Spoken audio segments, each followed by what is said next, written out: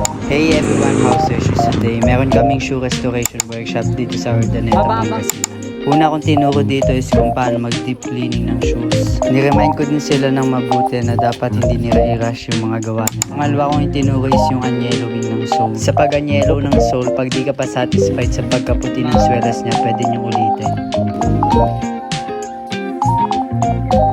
Tinuro ko din dito kung paano mag-apply ng tissue method. Make sure na unahin mo na yung cleaning before the tissue. Sumunod is re-glue process. Dito dapat sobrang patience sa paggawa dahil pag ni-rush nyo yan, possible magkaroon kayo ng back jam. Sumunod kong itinuro is yung crease removal. Applicable lang to sa mga leather tie. Tinuro ko din kung paano mag-repaint ng sapatos.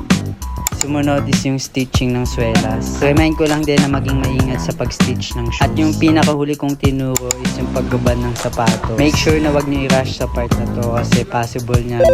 Sa mga gusto mag-inquire, PM nyo lang kami.